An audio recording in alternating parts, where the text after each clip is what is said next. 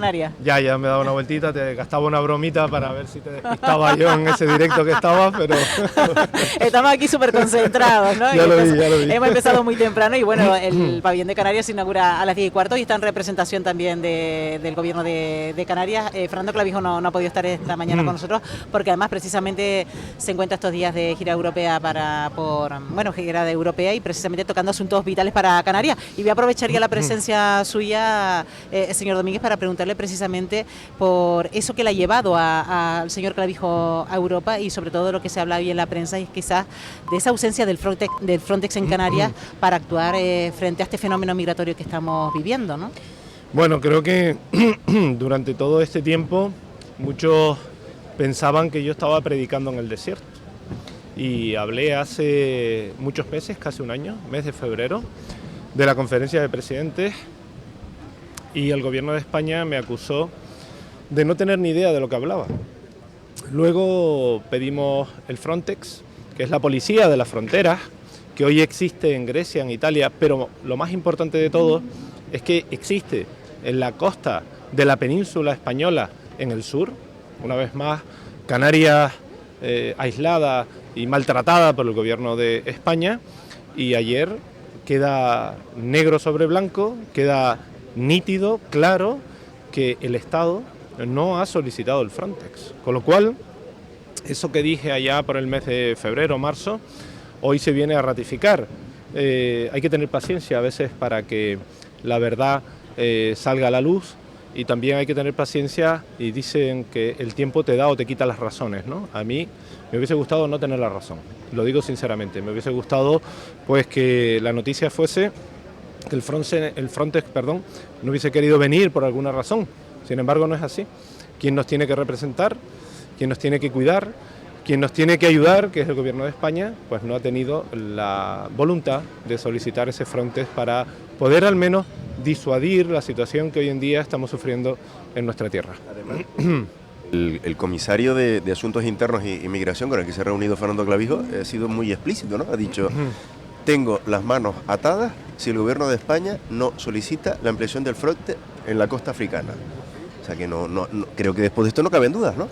Bueno, espero, porque como ya estamos acostumbrados a que todo se manipule y la información se emita en función de intereses partidistas y particulares, pues espero que el gobierno de España asuma la responsabilidad y diga de una vez por todas la verdad. ¿Por qué? ¿Pero y por qué? No ha querido. Bueno, yo tengo mi porqué. Es un porqué personal. Tiene tres patas. La primera de ellas es intentar romper el pacto en Canarias, ¿no? Todo el peso de un gobierno de la nación fijado en una comunidad autónoma como la nuestra para romper el gobierno de Canarias conformado entre Coalición Canaria y el Partido Popular. La segunda de las razones es que alimenta al Doberman, es decir, el Partido Socialista, Pedro Sánchez, en las pasadas elecciones demostró una vez más que aquella campaña del Doberman le fue fructífera, alimentando que viene el lobo, ¿no?, con Vox, y esto pues posiciona a Vox en un lugar concreto. Y luego enfrenta a dos formaciones políticas como es el Partido Popular y Vox, lo que también hace que determinadas comunidades autónomas del Partido Popular, o gobernadas por el Partido Popular, no del Partido Popular, sino gobernadas por el Partido Popular, como puede ser Extremadura, Murcia, Castilla y León, pues hoy no tengan gobierno. Por lo tanto, desgraciadamente, porque estamos hablando de vidas de las personas, estamos hablando de fallecimientos constantes y diarios, el gobierno de España creo que mantiene la situación migratoria por un interés electoral. Yo lo tengo claro desde el primer momento. No han movido ficha porque no les ha dado la gana. Hay acciones que permitirían cerrar el grifo, ¿no? Yo he dicho siempre que cuando un cubo de agua se está llenando tienes dos opciones: achicar el agua o cerrar el grifo. Nosotros en este momento pedimos dos cosas. Ya el cubo rebosa, me refiero a los menores no acompañados, por lo tanto pedimos que se achique, que se deriven menores, y por otro lado que se cierre el grifo. Sin embargo, no se están haciendo ninguna de esas acciones, ¿no? Con este plan B, ¿no?, de hacer una distribución extraordinaria de 4.000 menores, y con ese texto que dice que ya se ha consensuado entre Canarias y Estado, si esto se aprueba por Real Decreto, que en los 30 días hay que ratificarlo en el Congreso, ¿ustedes van a dar el visto bueno, digo, el Partido Popular? Bueno, lo cierto es que se desconoce cuál es el texto definitivo, ¿no? El texto hoy en día está carente de dos cosas importantes, ¿no?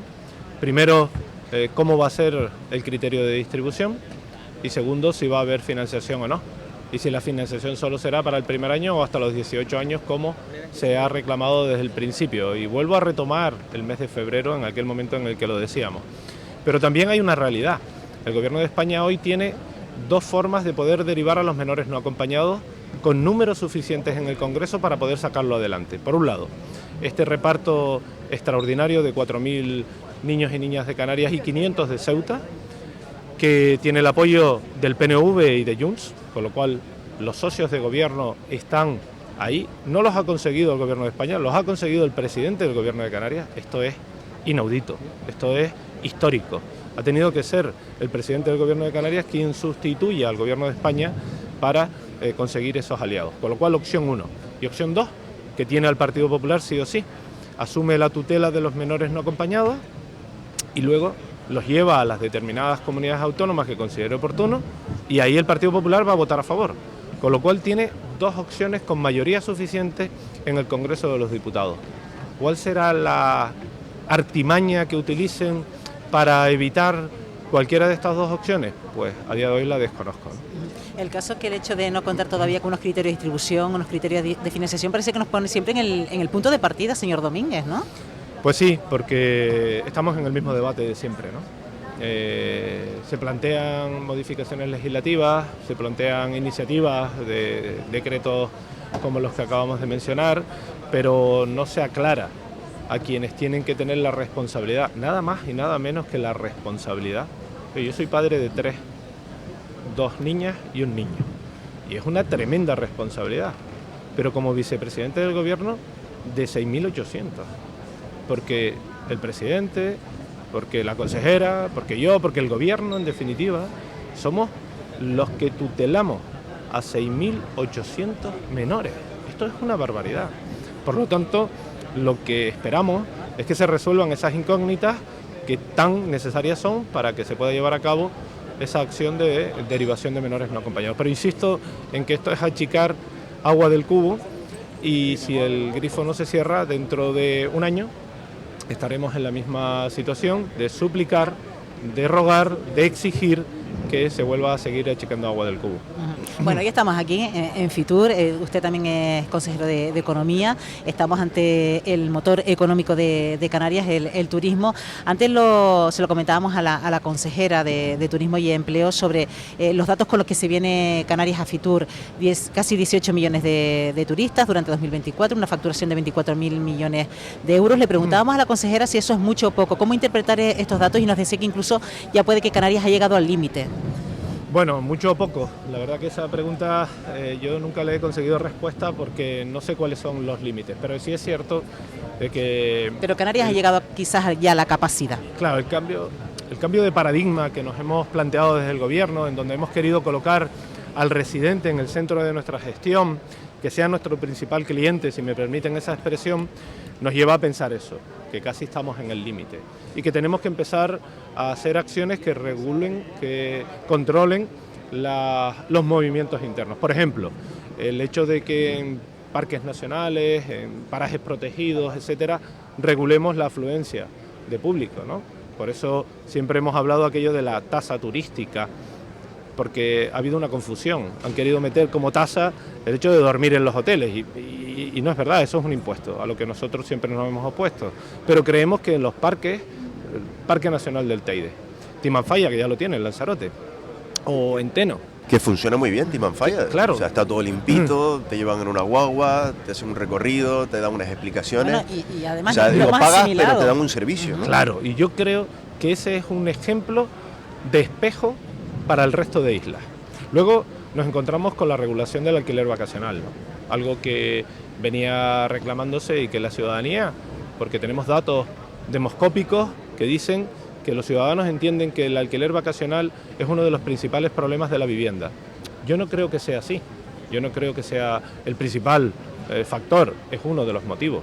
Yo creo que el principal factor que impide que haya vivienda es la ley estatal, que no da seguridad jurídica.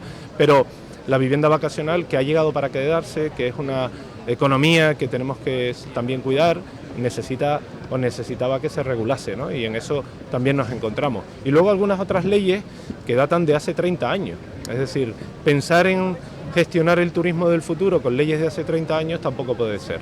Con lo cual, estamos inmersos en un proceso que nos ayude a regular la situación en Canarias, a evitar que el canario sienta que está masificado y, por otro lado, a evitar también que crea que la riqueza que se genera no llega y no es capilar, ¿no? Que no se siente por la población en general.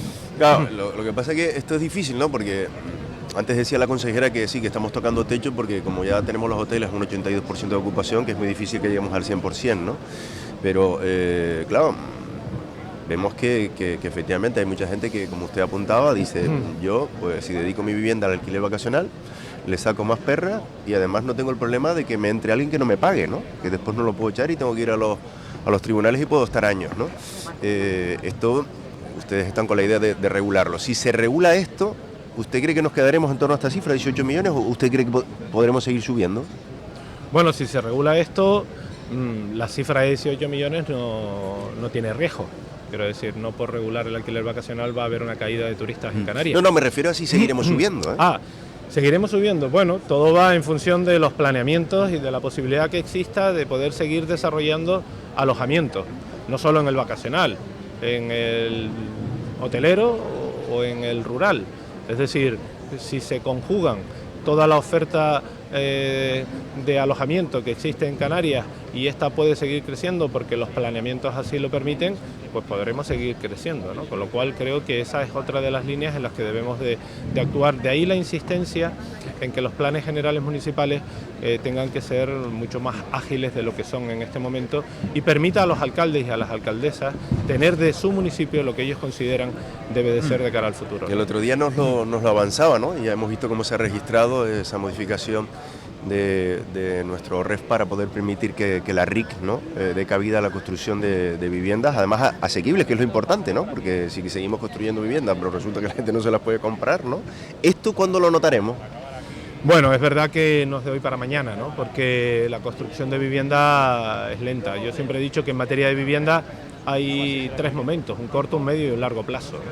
Quizás la utilización de la RIC, que lo defendía en el Parlamento de Canarias y me criticaba contundentemente la oposición, y curiosamente ayer veía a miembros del Partido Socialista decir que se va a aprobar en el Congreso de los Diputados.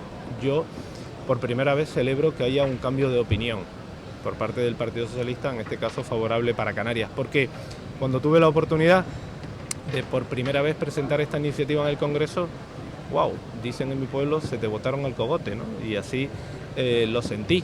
Sin embargo, creo que han analizado la propuesta, han visto que es una buena iniciativa y en ese sentido hemos conseguido que un saldo de 2.000 millones de euros que hoy existe en Canarias se pueda materializar para la construcción de vivienda, no solo protegida, también libre, que facilite la adquisición para aquellos que se quieran emancipar, por ejemplo, ¿no? Y para aquella población también necesitada. Y hay un factor importante. Hoy en día, para construir con la RIC vivienda protegida, se obliga a que el promotor sea el arrendador. Y lo que hemos conseguido con esto es que el promotor pueda arrendar a Visocan, por ejemplo, y Visocan subarriende. Esta es una figura, desde mi punto de vista, sumamente importante que salva la inseguridad jurídica de la ley estatal. Manuel Domínguez, vicepresidente de Canarias, gracias por acompañarnos. Nada, un placer. Y feliz Buen día. estancia.